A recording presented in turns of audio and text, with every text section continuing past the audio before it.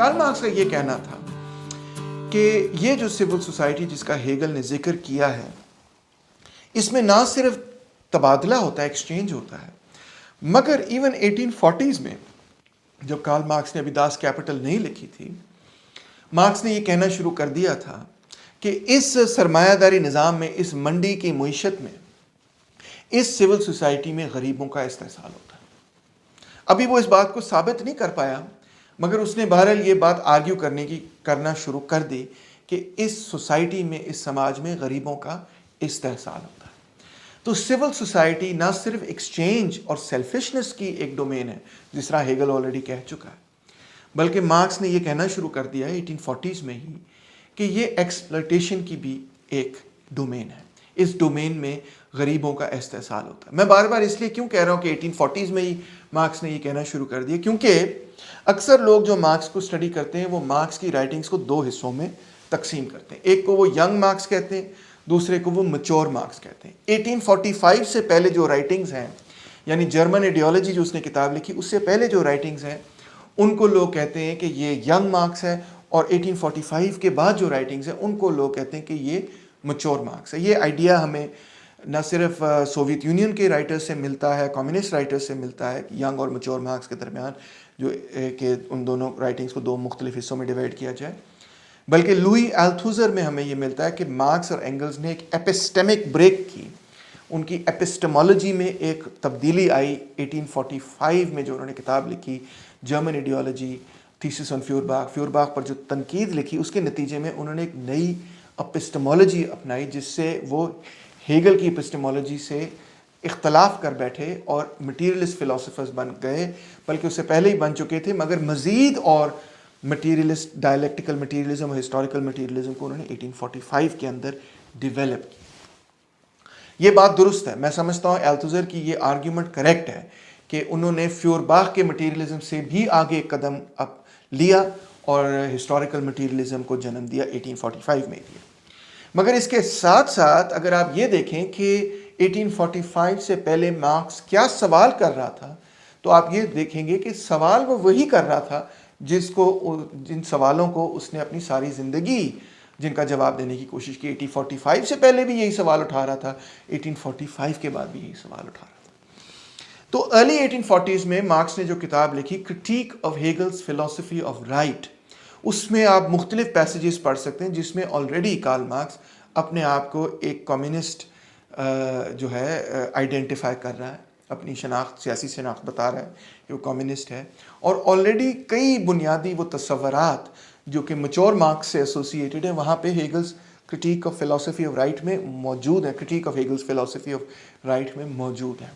اور سب سے اہم اس میں حصہ یہی ہے کہ کارل مارکس یہ کہتا ہے کہ اگرچہ سول سوسائٹی، ہیگل ٹھیک کہہ رہا ہے، is the domain of selfishness, egoism, conflict and the market, یہاں پہ انا ہے، یہاں پہ انفرادی مفاد ہیں، یہاں پہ سیلف انٹرسٹ ہے، وغیرہ وغیرہ، یہ ساری باتیں درست ہیں، مگر جو ایسپیکٹ لوگ بھول رہے ہیں، کلاسیکل پولیٹیکل اکانومسٹ بھی اور ہیگل اور مختلف لوگ، وہ یہ ہے کہ civil society is also the domain of exploitation. یہاں پہ منڈی کے اندر غریب لوگوں کا استحصال ہوتا ہے، اور اسی سے وہ یہ نتیجہ اخذ کرتا ہے کہ وہ طبقہ کہ جس کا سول سوسائٹی میں استحصال ہوتا ہے وہ سول سوسائٹی کا حصہ نہیں ہے، اگرچہ سول سوسائٹی نے اس کو جنم دیا ہے، استحصال کر کے جنم دیا ہے، مگر وہ سول سوسائٹی کا حصہ نہیں، کیونکہ اس کے پاس ملکیت نہیں۔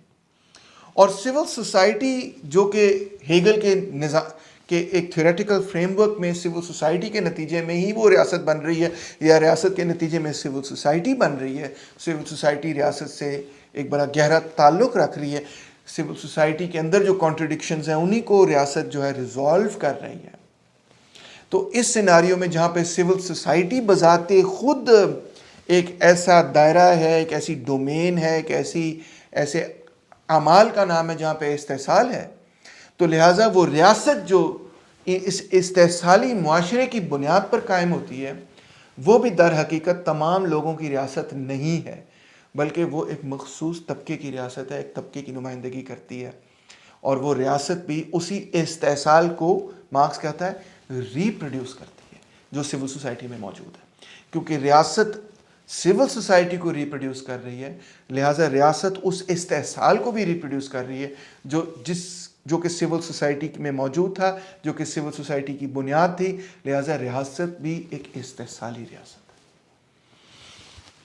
तो अब आप ये देख सकते हैं कि यहाँ पे मार्क्स ने जो है वो रियासत और सिविल सोसाइटी के दरमियान जो ताल्लुक है उसको एक तरह से रिवर्स कर दिया।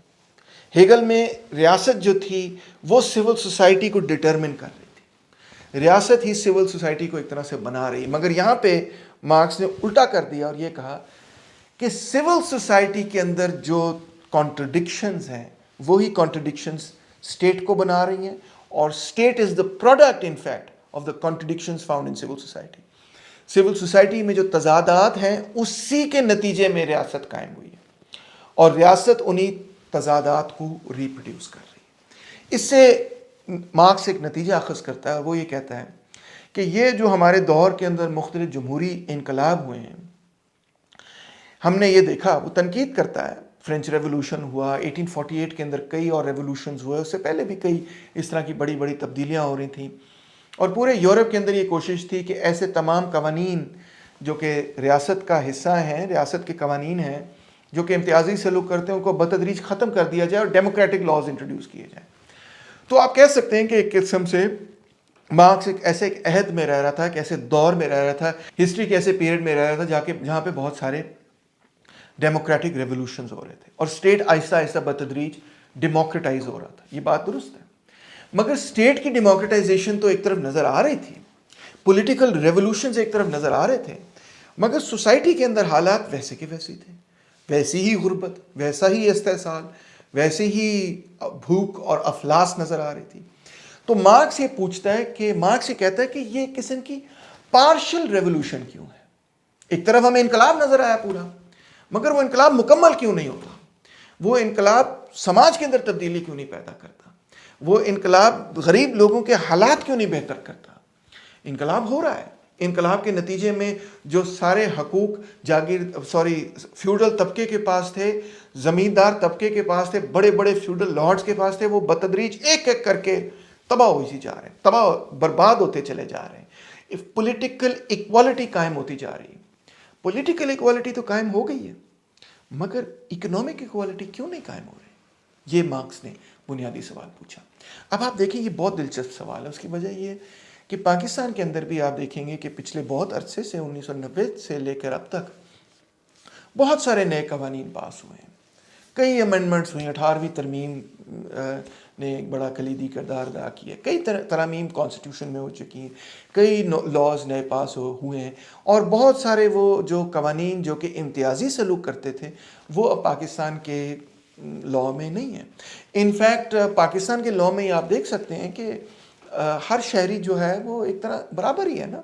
ये तो नहीं किसी ने कहा हुआ कि वो चले अक़लियतों के साथ कुछ इम्तियाजी सलूक अभी भी मौजूद है, इसमें कोई शक नहीं, मगर बेसिक जो स्ट्रक्चर है कॉन्स्टिट्यूशन का उसके अंदर वो तस्लीम किया गया है कि भाई हर शहरी बराबर है। कई जगह ये बात लिखी गई है आपके अपने आइन में।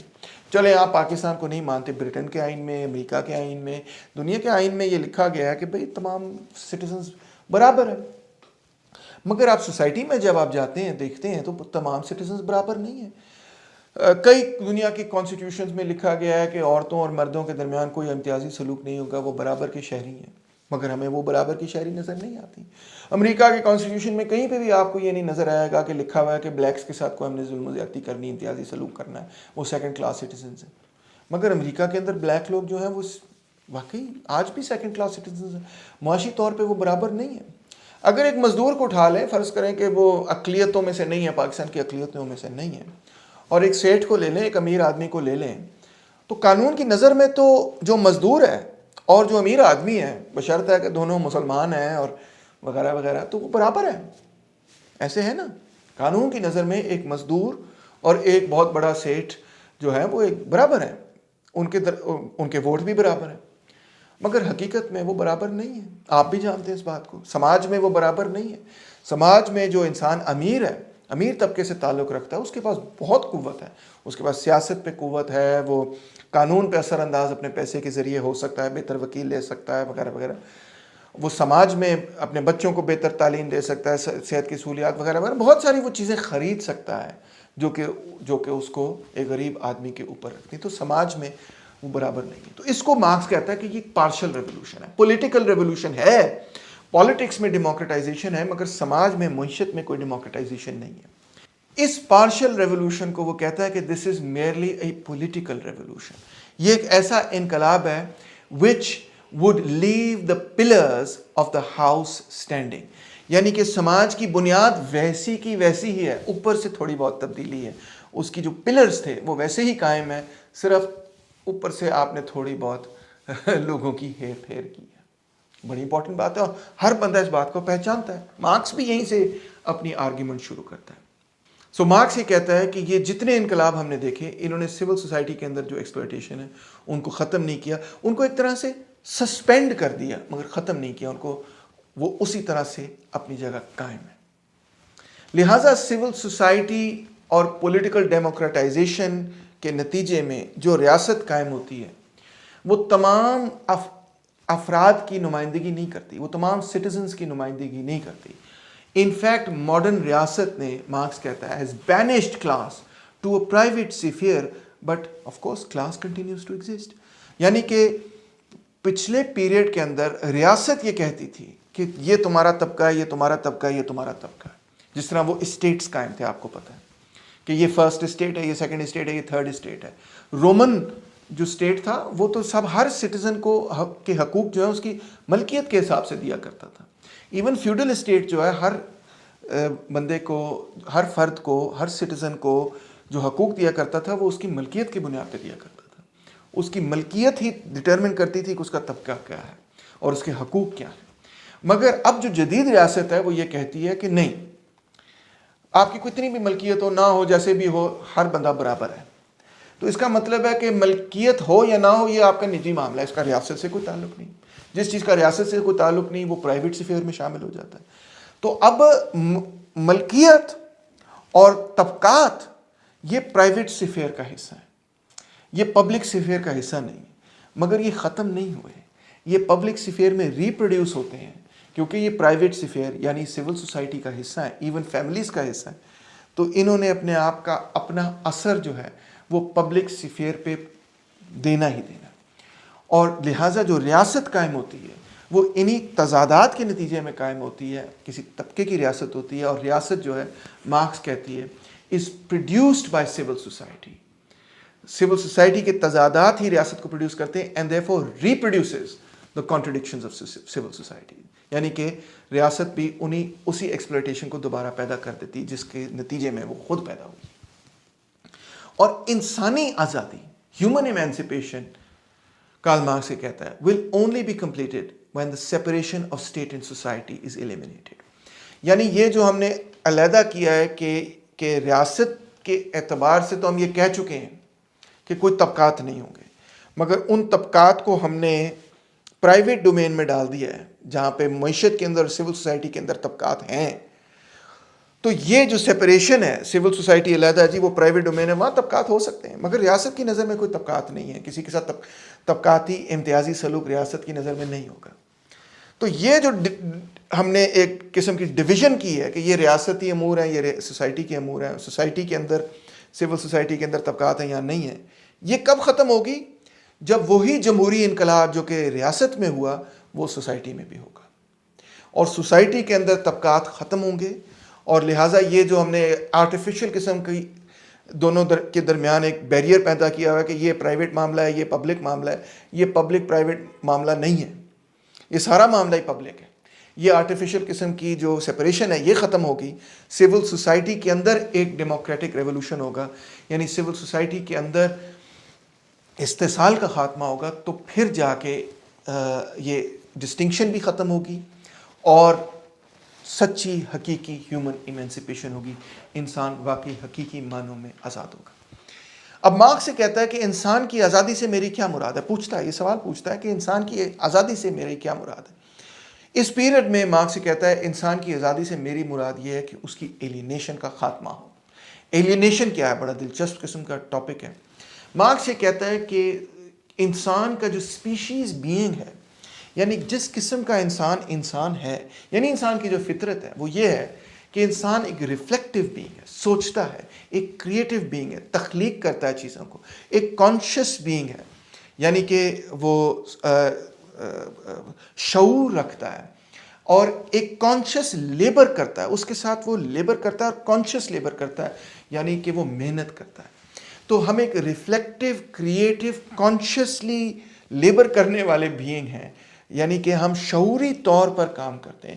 کچھ چیزیں غیر شعوری طور پر ہو جاتی ہیں، غیر شعوری طور پر آپ کو کوئی بینیفٹ ہو، مگر ہم شعوری طور پر سماج کو تبدیل کرنے کی کوشش کرتے ہیں، قدرت کو تبدیل کرنے کی کوشش کرتے ہیں تاکہ ہمیں اس میں سے فائدہ ملے۔ اور اس پروسیس میں ہم اپنے دماغ، اپنی نقط، اپنی لاجک، اپنی منطق کو استعمال کرتے ہیں، ہم ریفلیکٹ کرتے ہیں، ہم سوچتے ہیں، ہم سوچ بچار کرتے ہیں، ہم کریٹ کرتے ہیں، ہم نئی طرح سے چیزوں کو ٹرائی کرتے ہیں۔ یہ ہماری فطرت کا اصل حصہ ہے۔ اب اس فطرت میں ہمیں بے انتہا خوشی ملتی ہے۔ یہ بڑی دلچسپ بات لگتی ہے، کیونکہ آپ کہیں گے لیبر میں خوشی ملتی ہے، لیبر میں تو مجھے کبھی آج تک خوشی نہیں ملی۔ مگر آپ یہ سوچیں کہ جب آپ کوئی نئی چیز تخلیق کرتے ہیں، اگر آپ میوزیشین ہیں، آپ نئی ٹیون بناتے ہیں، آپ پینٹر ہیں، آپ نئی چیز پینٹ کرتے ہیں، آپ کوئی بھی نئی، آپ لیگو سے کھیل رہے ہیں، آپ میکینو سے کھیل رہے ہیں، آپ ایک نئی چیز بناتے ہیں، تو اس بنانے کے عمل میں آپ کو خوشی تو محسوس ہوتی ہوگی۔ آپ گھنٹوں اس چیز میں کام کر سکتے ہیں جس چیز میں آپ کو دلچسپی ہے، گھنٹوں کے آپ ساری زندگی لیبر آف لو کر سکتے ہیں وہ چیز بنا۔ کسی کو تھیٹر کا شوق ہے، کسی کو ڈیبیٹس کا شوق ہے، کسی کو ولاگنگ کا شوق ہے، کسی کو رائٹنگ کا شوق ہے۔ جو آپ کا شوق ہے اس میں جب آپ اپنی مرضی سے وہ کام کرتے ہیں تو اس میں بے انتہا خوشی ہوتی ہے اور آپ کو فائدہ بھی ہوتا ہے۔ تو مارکس کے لیے یہ آپ کی فطرت کا حصہ ہے، اور مارکس یہ کہتا ہے کہ یہ آپ کی اسپیشیز بینگ ہے۔ مگر تاریخ میں ہم ایک ایسے دور کے اندر ہیں کہ جہاں پہ ہماری یہ صلاحیت کہ ہم محنت کر سکتے ہیں ہمارے اپنے کنٹرول میں نہیں ہے، کسی اور کے کنٹرول میں آ گئی۔ یعنی کہ مجھے سچی بات ہے، مجھے خوشی ہوتی ہے جب میں کلاس میں جاتا ہوں اور میں لوگوں کو پڑھاتا ہوں، مجھے کوئی پیسے نہ بھی دے تو میں مفت پڑھانے کے لیے تیار ہوں۔ یہ لیکچرز کے ذریعے پڑھا رہا ہوں نا، مجھے خوشی ہوتی ہے، مجھے واقعی دلی قسم کی خوشی ہوتی ہے۔ بس میری فطرت میں یہ ہے، میرا یہ ایک کریٹیو پروسیس ہے۔ مگر ایک ٹیچر جب تنخواہ دار ملازم بن جاتا ہے تو اس کی یہ صلاحیت کسی اور کے کنٹرول میں آ جاتی ہے، اور اگر وہ ایک مارکیٹ اکانومی کے اندر ہو، ایک ایسے اسکول کے اندر کام کرے جس کا مقصد ہی ہے، ایک ایسی یونیورسٹی کے اندر کام کرے جس کا مقصد ہی ہے کہ زیادہ سے زیادہ منافع کمایا جائے، تو پھر میرا کام جو ہے وہ میرے کنٹرول سے باہر ہو جاتا ہے۔ میں جو محنت کر رہا ہوں، مارکس کہہ رہا ہے، اول تو یہ اس سے مجھے تو چند فیصد اضافہ فائدہ مل رہا ہے، زیادہ تر میری محنت تو لوٹ کے کوئی اور لے کے جا رہا ہے، نمبر ایک۔ اور نمبر دو، وہ جو میں محنت کر رہا ہوں وہ اب میرے کنٹرول میں نہیں رہی، کیونکہ وہ پروڈکٹ میرا نہیں رہا۔ اب وہ پروڈکٹ جو ہے، میں تو ملازم بن گیا ہوں، جو چیز میں بنا رہا ہوں وہ مالک کی چیز ہے۔ اگر میں جوتے بنا رہا تھا تو پہلے وہ میرا جوتا تھا، میں اس کو جا کے منڈی میں بیچتا تھا۔ اب جب میری محنت کسی اور کے کنٹرول میں ہے تو جب میں وہ جوتا بناتا ہوں تو وہ جوتا میری پراپرٹی نہیں ہوتا، وہ جوتا اس بندے کی پراپرٹی ہوتا ہے کہ جس نے مجھے پیسے دے کے مجھ سے محنت کروائی۔ تو وہ پروڈکٹ بھی میرا نہیں، وہ بھی میرے سے ایلینیٹ ہو گیا۔ اور پھر تیسری بات یہ کہ جس طرح سے میں کام کرتا ہوں، جس سپیڈ پہ میں کام کرتا ہوں، جس ماحول میں کام کرتا ہوں، وہ بھی اب میرا نہیں بچا۔ وہ فیکٹری جو ہے، وہ کارخانہ جو ہے، وہ میرا تو نہیں ہے، وہ تو مالک کا ہے جس نے مجھے نوکری دی ہے، جس کی میں ملازمت کر رہا ہوں، تو وہ بھی میرے کنٹرول سے باہر چلا گیا۔ سپیڈ آف ورک بھی میرے کنٹرول سے۔ تو لہٰذا میں اپنے اس لیبر پروسیس سے، جو میری فطرت کا ایک حصہ ہے، اس سے میں ایلینیٹ ہو گیا، اس پہ میرا کوئی کنٹرول نہیں ہے۔ جو چیز میں نے بنائی اس پہ میرا کوئی کنٹرول نہیں، جس طرح میں نے بنائی اس پہ میرا کوئی کنٹرول نہیں، کب میں نے بنائی، کیوں میں نے بنائی، کیسے میں نے بنائی، ان تمام چیزوں پہ میرا کوئی کنٹرول نہیں۔ یہ ایلینیشن جو ہے، مارکس کہتا ہے اس کو ختم کرنے کی ضرورت ہے ہیومن ایمینسپیشن کے لیے۔ یعنی جو لیبر ہے میرا، وہ لیبر پاور میں تبدیل ہو رہا ہے۔ ان مائی پروڈکشن، جب میں پیداواری عمل میں حصہ لیتا ہوں تو میری جو سوچ ہے، میرے جو دماغ کے اندر چیز ہے، اس کو میں آبجیکٹیفائی کرتا ہوں۔ آبجیکٹیفائی سے مراد یہ کہ اس کو میں آبجیکٹ بنا دیتا ہوں۔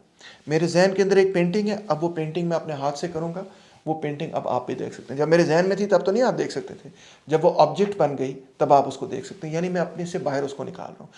یعنی کہ جو میں چیز تخلیق کرتا ہوں ایک طرح سے وہ میرا حصہ ہے، وہ میری شخصیت کا حصہ ہے، وہ میری انفرادیت کا حصہ ہے، جس طرح پینٹنگ ایک آرٹسٹ کا حصہ ہوتی ہے، اس کی جگر کا ایک ٹوٹا ہوتی ہے. ہم جوتے کو اپنے جگر کا ٹوٹا تو نہیں سمجھتے، مگر حقیقت یہی ہے کہ ہمارے ہاتھ سے بنی وہ چیز، ہمارے دماغ کی قوت سے بنی ہوئی وہ چیز، وہ ہماری ایکسٹرنلائزیشن ہے. مگر جب وہ ہمارے کنٹرول میں نہیں ہے، جب وہ ایکٹیویٹی ہمارے کنٹرول میں نہیں ہے، تو پھر اس کا مطلب ہے کہ وہ ہم اس سے ایلینیٹڈ ہیں. اور پھر کیونکہ ہم اس سے ایلینیٹڈ ہیں، اس چیز سے بھی ایلینیٹڈ ہیں، اس پروسیس میں بھی ایلینیٹڈ ہیں، تو پھر ہمارے لیے لیبر کا پروسیس، لیبر کا محنت کا جو پروسیس ہے، وہ ہمارے لیے ایک مصیبت بن جاتا ہے، ایک تکلیف دہ عمل بن جاتا ہے، ایک انتہائی ایسا عمل بن جاتا ہے جس سے ہمیں خوشی نہیں محسوس ہوتی، ہمیں افسوس ہوتا ہے، ہمیں دکھ ہوتا ہے. ہم ایسے محسوس کرتے ہیں کہ ہماری زندگی ہمارے سے جا رہی ہے، ہم زندگی جی نہیں رہے، ہمارے سے زندگی کھینچی جا رہی ہے، ہمارے سے لائف سک آؤٹ کی جا رہی ہے. آنکھ سے کہتا ہے. اور ہم صرف اس وقت محسوس کرتے ہیں کہ ہم اپنی زندگی جی رہے ہیں جب ہم لیبر نہیں کر رہے ہوتے ہیں، جب ہم فیکٹری سے آزاد ہوتے ہیں، جب ہم اپنے کام سے آزاد ہوتے ہیں. ہم کہتے ہیں ہائے اب ہم خوشی سے کر سکتے ہیں جو ہمارا دل کرتا ہے. اس وقت ہم محسوس کرتے ہیں کہ ہم اپنی زندگی جی رہے ہیں. اور وہ 8 گھنٹے جب ہم کسی اور کے لیے کام کر رہے ہوتے ہیں تو ہم ایسے محسوس کرتے ہیں کہ ہم اپنی زندگی کسی اور کے لیے جی رہے ہیں، اپنے لیے نہیں جی رہے، کیونکہ وہ سارا پیریڈ ایلینیٹڈ لیبر کا. بڑا پاورفل آئیڈیا ہے، بڑی پاورفل کرٹیک ہے. تو سرمایہ داری نظام میں ہم نے ایک دوسرے کو، مارکس کہتا ہے، ٹوٹلی ویلیو لیس کر دیا. کیونکہ ایک ایسے نظام میں جس میں میری آپ سے تعلق، رشتہ، ناتا صرف اس بنیاد پہ ہو کہ آپ کے پاس وہ کون سی چیز ہے جو کہ میرے فائدے کے لیے ہے، تو مارکس کہتا ہے our mutual value is the value of our mutual objects. Man himself is therefore mutually valueless for us. سرمایہ داری نظام ایک ایسا ایتھک پیدا کرتا ہے ہمارے اندر، ایک ایسی سوچ پیدا کرتی کہ ہمارے لیے دوسرا صرف اس غرض سے ہی ضروری ہے، اہم ہے، قابل عزت ہے کہ وہ ہمارے لیے کیا کر سکتا ہے. انسان بطور انسان ہمارے لیے کوئی قدر نہیں رکھتا. اب اس میں بہت سارے ہمارے جو انسانی تعلقات ہیں وہ ٹوٹ جاتے ہیں، تباہ و برباد ہو جاتے ہیں، مروڑے جاتے ہیں، خراب ہو جاتے ہیں، کیونکہ ہم انسان کو اپنے مفادات، اپنے کسی مقصد کے لیے صرف اور صرف as a means to an end استعمال کرنا چاہتے ہیں. جیسا کانٹ کہتا ہے not as an end in itself. ہمارا جو نیچر ہے وہ کرپٹ ہو جاتا ہے اس سے. پراپرٹی جو ہے، مارکس کہتا ہے کہ ہمارے نیچر کو کرپٹ کر دیتی، خراب کر دیتی، توڑ دیتی. ہم دولت کے پیچھے بھاگتے ہیں. ہم اگر کسی سے رشتہ پیدا کرتے ہیں تو اس مقصد سے نہیں کہ اس رشتے سے ہمیں دلی خوشی کیا ہو، ہمیں انسانی طور پہ کیا ملے، مگر ہمارا رشتہ صرف اس لیے قائم ہوتا ہے کہ اس سے ہمیں دولت کتنی مل سکتی ہے. صرف اور صرف ویلیو اور دولت کے پیچھے ہم بھاگنا شروع کر دیتے ہیں. جبکہ ہیگل سول سوسائٹی، غریبوں کے بارے میں ڈسکس کرتا ہے سول سوسائٹی کے نقطہ نظر سے، تو مارکس اس چیز کو بالکل الٹا دیتا ہے اور سول سوسائٹی کو ڈسکس کرتا ہے غریبوں کے نقطہ نظر سے. تو وہ طبقہ جو کہ امیر ہے، مارکس اس کے بارے میں یہ کہتا ہے کہ یہ تو دوسرے لوگوں کی قوت محنت نچوڑ کے زندہ رہ رہا ہے، اور لہٰذا ان کا جو مورل کیریکٹر ہے، ان کی جو کانشیسنس ہے وہ کرپٹ ہوگی. ہم اکثر بات کرتے ہیں آج کل ووک دور میں پریولیج کی بات کرتے ہیں. ہم کہتے ہیں میل پریولیج، ہم کہتے ہیں بورژوا یا کلاس پریولیج کی ہم بات کرتے ہیں. ہم بات کرتے ہیں کہ آپ اگر میجورٹی کمیونٹی سے تو آپ کو اس حوالے سے پریولیج ملتی ہے، وغیرہ وغیرہ. سیکشوالٹی میں آپ کو پریولیج ملتی ہے. تو ہم یہ سمجھتے ہیں کہ پریولیج آپ کو اٹھا دیتی ہے نا سوسائٹی میں. مگر مارکس الٹ بات یہ کہہ رہا ہے کہ وہ جو ملکیتی طبقے سے تعلق رکھتے ہیں ان کے پاس پریولیج ہے، ان کے پاس ایک پاور ہے، ان کے پاس ایک پراپرٹی ہے. مگر دلچسپ بات یہ ہے کہ وہ یہ کہتا ہے مارکس کہ اس پریولیج کے نتیجے میں، اس پراپرٹی کے نتیجے میں آپ کا کردار بہتر نہیں ہوتا بلکہ پہلے سے خراب ہو جاتا ہے. کیونکہ آپ کا جو پورا دائرہ کار ہے، کام کا، زندگی کا، وہ ایک ہی چیز کے پیچھے پڑ جاتا ہے، اور وہ یہ منافع کماؤ، منافع کماؤ، منافع کماؤ، منافع کماؤ، دولت کماؤ، دولت کماؤ. اور اس میں جو آپ کی اسپیشیز بینگ ہے وہ یہ نہیں ہے کہ دولت بناؤ، وہ یہ کہ کریٹو لیبر میں حصہ لو. اس سے آپ اپنے آپ کو علیحدہ کر دیتے ہیں.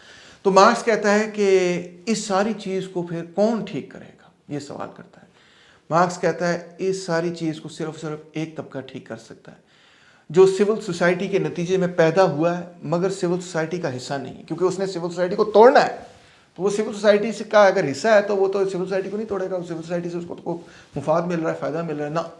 ऐसा तबका होना चाहिए जो सिविल सोसाइटी में है, सिविल सोसाइटी से बना है, मगर सिविल सोसाइटी से बाहर भी है वो। और दूसरी बात ये कि वो तबका ऐसा होना चाहिए जो कि वाकई यूनिवर्सल इंटरेस्ट की नुमाइंदगी करता हो, कुल इज्तमाही जो मफादात हैं उसकी नुमाइंदगी करता हो। इसको मार्क्स लफ्ज़ देता है वो यूनिवर्सल क्लास। वो कौन सा तबका है जो कि यूनिवर्सल क्लास है, जो कि सिविल सोसाइटी के नतीजे में पैदा हुआ है, उस इस्तिसाली समाज के नतीजे में पैदा हुआ है, मगर उस सिविल सोसाइटी का डायरेक्टली हिस्सा नहीं है।